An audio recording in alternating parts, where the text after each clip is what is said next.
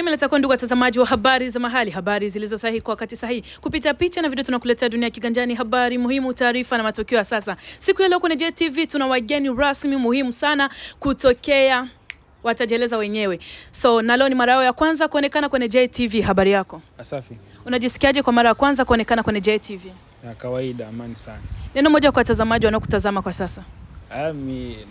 Naomba tu waendelee kufuatilia JTV, maana watapata habari nzuri na mpya. Okay, tunaona hapa mko wasanii wawili, mnaweza mkatuambia kwamba mlikutana aje na nyinyi ni ndugu ama aje? Pia sisi ni ndugu, of course sisi ni ndugu kabisa. Nashukuru Mungu. Okay, vilikuwa tu aje mpaka mkakutana siku ya leo?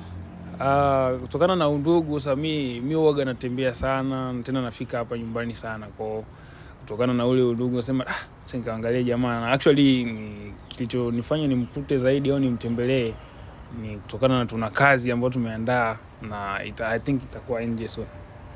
Okay, tunajua kwamba wewe ni msanii na pia ulianza usanii pale kote, na tungelitamani sana tujua ulianzia hapa Marekani ama Malawi? Usanii kitambo umeanzia kambini Malawi. I think ndo nimeanzia na ndio hivyo. Ni tofauti gani ambao umeshaupata kutokea yani Malawi na mpaka hapa usanii wako? Ni tofauti gani ambao ushawahi kuona kikazi? Tofauti ni nyingi kutokana na unajua kule Malawi kupata hela ya kurekodi ilikuwa ni kipengele sana. Lakini hapa unajua mara moja tunakuwa tunajitahidi, unajua tunatumika. So ile kidogo ya kwenda studio hatuwezi tukakosa kama hivyo. Marekani ni Marekani unajua. So wale watu ambao wako Malawi wameshakatishwa moyo, wanasema kwamba vipaji vyao vitazima kufuatana na uwezo. We kama msanii ambaye umeshafika hapa Marekani na we ambao umeanzia tangia camp na mpaka kwa sasa umeshaendelea kabisa, so unaweza kuwashauri nini wale ambao wako nchi Malawi?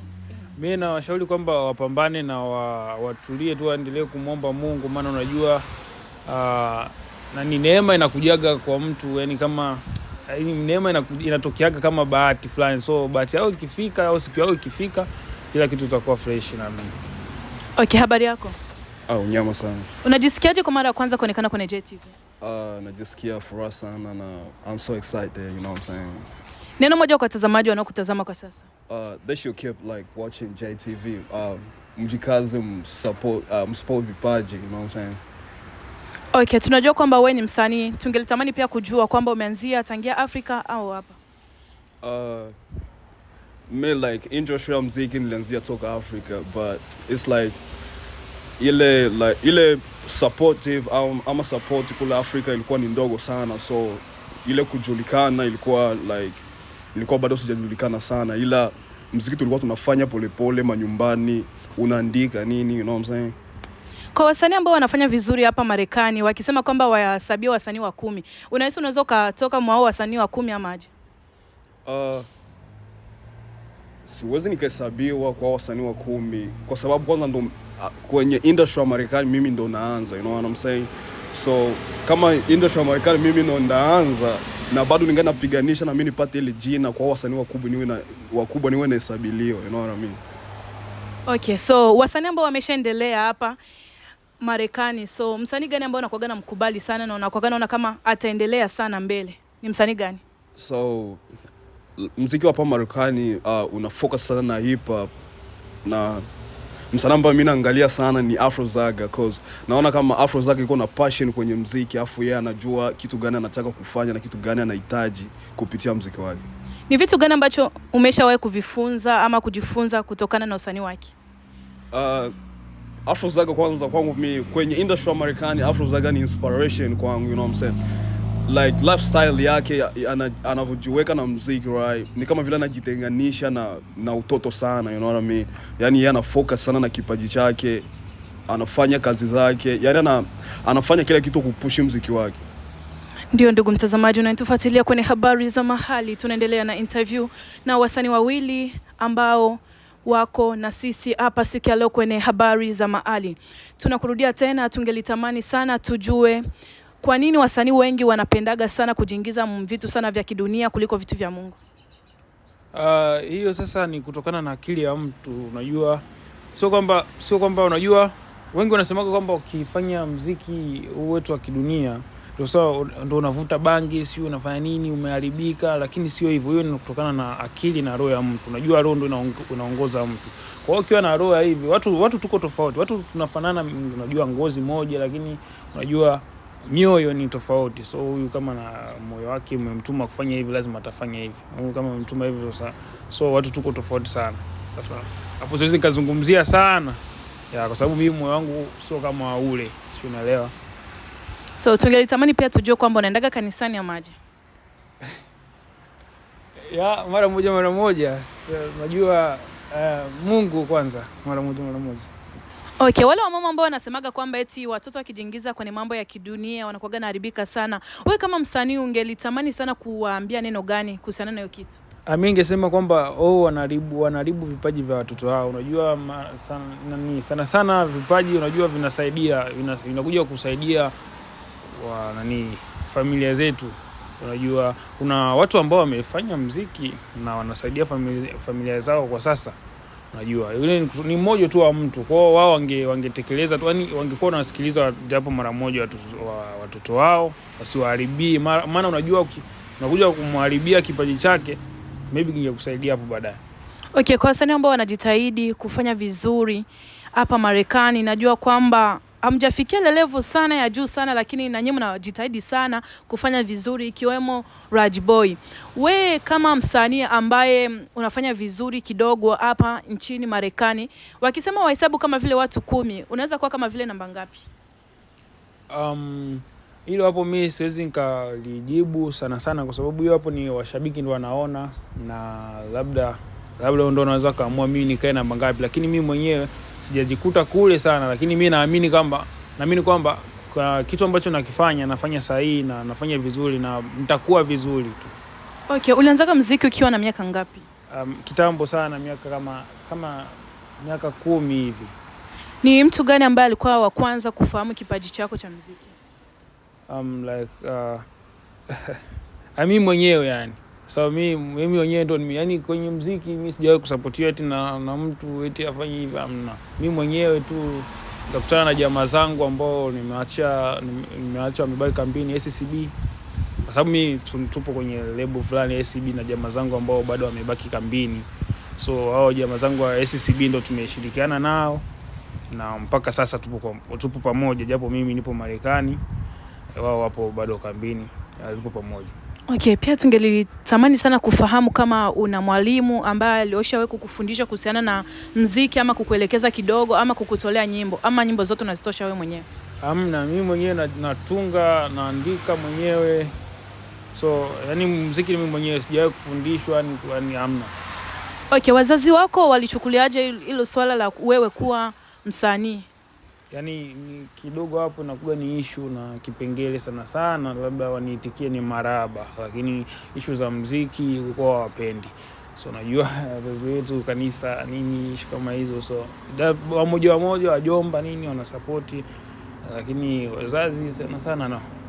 Okay, unaweza ukawaambia nini wasanii ama wale wote ambao wana vipaji lakini wazazi wao wanawaziwia, wanasema kwamba ukienda kwenye hizo njia utaharibika? Wewe kama msanii ungeweza utawaambia neno gani kuhusiana na hiyo kitu? Mimi nawaambia kwamba wapambane na wafanye kitu sahihi na wasijiingize kwenye mambo mabaya. Maana wakijiingiza kwenye mambo mabaya ndio mwanzo wa wazazi wetu kutukataza ile issue. Unaona? Kwa hiyo wafanye tu vitu sahihi, wafanye kazi nzuri ambazo zinaelimisha na zinafundisha. Kwa maana unajua muziki unafuatiliwa na watu wengi sana kwenye dunia. So muziki kwa sasa yani umefuatiliwa sana. Kwa hiyo tunatakiwa tuwe tunafanya vitu ambavyo vinafundisha jamii, kwa sababu jamii inayotuzunguka sisi, yani unajua watu wengi sana wanaharibika. Kwa si message yetu sisi kwenye muziki itakuwa inaelimisha sometimes, unajua kama hizo. Okay, wakisema waweke talent show hapa Marekani na waseme kwamba eti uimbe nyimbo yako gani ambayo unaweza ukaimba sana na unategemea kwamba watu wengi wanaweza kaipokea sana kwa shangwe kubwa? Wakisema waweke talent show, right? Na mimi ni perform ngoma, naweza nikaperform freestyle yangu moja inaitwa freestyle. Na kwa nini umeichagua sana hiyo? Cause kama ni talent show ya njia za Kiafrika nadhani kaimba hiyo, maana ni ngoma ambayo nadhani inaelimisha, ijapokuwa ikupata haikupata support sana, lakini mimi nadhani inaelimisha, na nikiimba mbele za watu ndugu zangu ama culture yangu inaweza ikafanya nini, wanaweza kujua kwamba nina kitu, ama wanaangalia jinsi ya kunisupport, you know what I mean? Okay, mtu ambaye ni mara yake ya kwanza anataka akufahamu kwa undani zaidi. Wewe ni mtu wa aina gani? Wewe unapendelea sana kufanya vitu gani? Wewe unapendelea sana kuishi wapi? Vitu kama hivyo. Mimi napendelea sana kukaa nyumbani, sio mtu wa like kupari sana, sio mtu wa kuwa out sana. Yani naishi maisha ya Rastafari, you know what I mean? Najitaka mwenyewe Rastafari, life of a Babylon, you know what I'm saying? So it's like Rastafari tunaishi like normal life, you know what I mean? Sio aseme walikuwa wanasema ukijita Rastafari sio mpaka uvute ganja ama ole, you know what I mean? Like lifestyle yako wewe mwenyewe unabidi ujueke nafasi yako, afuta jujua wewe mwenyewe wewe nani, you know what I mean? Kwa hiyo mimi najitaga Rastafari, maana na kwaga naishi tu normal life, naishi nyumbani, mtoto mpole, you know what I mean? Like na chill na wana every time tukikutana studio tunafanya kazi, sio mtu wa mambo mengi sana. Okay, wazazi wako walipokeaje ile swala lako, yani awe kwa mwana muziki? So ukiangalia sana kwa sisi wa Afrika wa huku Central Africa, wazazi wetu kusema mambo ya muziki sana ilikuwa ni wao kuamini, ilikuwa uwaga ni like ni utata sana, yani mpaka ilikuwa nafikia kipindi unatoroka home, unaenda kufanya muziki huko, unafanya muziki tena unarudi kwa kujificha, unaona. Lakini ile wakati walianza ona mnaenda kule mnafanya muziki, mnafanya video, mnaleta ile video nyumbani, wakaanza ona zile like madogo wana passion, ndio wakati walianza okay, mnaweza mkafanya hivi, mnaweza mkafanya hivi, na ile support kidogo kutoka kwa wazazi kakuwa, na sisi tukawa watu wanajipa moyo kwamba tunaweza tukafanya hivi na tukaenda. Okay, ni msanii gani kwenye macho yako kimtazama nasema kwamba huyu msanii hatafika mbali? Hatafika mbali. Kimuziki yani hatatoboa. So, hiyo swali siwezi nikaijibu, right? Maana muziki ni like tuseme kipaji chochote ni kufuatana na jinsi mtu anavyojiweka. So, kama ukiangalia msanii kama unavyouliza eti msanii hatafika mbali, ni kufuata sana yeye anaonaje kipaji chake. Je, ana uwezo wa kutumikisha kile kipaji chake, au je ataweza kukitumikisha mpaka pale atakapofanikiwa? Ndo tunaangalia hapo sasa. Lakini sijui msanii gani ambaye hatokuja kufanikiwa kupitia kipaji chake. Okay, tunajua kwamba HK amesema kwamba kuna ngoma ambayo itakuwa soon. So tutarajie vitu gani kutoka kwenu? So ngoma inakuja soon na vitu vizuri, yani mtarajie ni kitu kizuri, itakuwa ni ngoma kali ya unyama. Okay, ni msanii gani ambaye kwa jina mkubali hapa Marekani? Hiyo ni swali la uzushi ujue. Alafu mimi sio kwamba siwezi nikajibu. Unajua maana wasanii wote tunafanya kazi ili tufike. Unajua kila mtu, hata kama yule ambaye afanyi vizuri, yeye anategemea kwamba anachokifanya kile lazima wengine wanakikubali na watakikubali. Kwa hiyo siwezi nikamwambia eti afanyi vizuri, maana unajua haujui kesho. Mimi sijui kesho. Kwa hiyo mimi naweza nikamdharau ule kesho yeye ndo akaja kuwa mtu mkubwa zaidi. Kwa hiyo mimi na wote wanafanya vizuri na nawapa moyo waendelee kufanya vizuri. Okay, ikitokea msanii mmoja anakuambia kwamba mfanye collab, na unaweza ukamjibu aje, ama ni msanii gani ambao uwezo ukafanya naye collab, yani hata kuja kukuomba kupigia magoti, ni msanii gani? Msanii yoyote ambaye anataka kufanya kazi na mimi naweza kufanya naye kazi, lakini kutokana na tukwaje tunaangalia kazi zake, anaangalia kazi zangu, yani maelewano sasa. Na msanii ambaye siwezi nikamkubalia, ulisema hivyo, ambaye siwezi nikamkubalia kufanya kazi, yeah. Sana sijui, sina uhakika. Okay, ulisema kwamba soon hapa mnatosha ngoma tu, tarajie vitu gani kutoka kwenu? Kwa hiyo naomba watu ambao wawe tu wa stay tuned, wanasemaga Waingereza. So mbaki tu, yani mbaki online, kwa sababu soon tunaenda kuachia kazi, tunaachia kazi ambayo itakuwa nzuri, kazi matata, ngoma kali ambayo inaitwa Hallelujah, HK Fit, Big Mac. Kwa hiyo tunakwenda, yani kitu kitakuwa kali sana. Kwa hiyo nawaambia nawaomba mashabiki, ndugu zangu, marafiki zangu, yani mjiandae kupokea kazi ambayo itakuwa ni nzuri sana, kazi nzuri. So hivyo. Okay, ndugu mtazamaji ambao ulikuwa unafuatilia kwenye habari za mahali, tumefika mwisho. Tulikuwa napiga story 2-3 na wasanii wetu ambao wanaishi hapa Marekani. Najua kwamba mtafaidika vitu vingi na kupitia kujieleza kwao, mtajua vitu vingi sana na mtapenda vitu vingi sana. Pia soon tu watatosha ngoma yao, mzidi kuwafuatilia kwa makini sana, bila kusalika kusubscribe, kushare na kucomment kwenye JTV. Asanteni sana.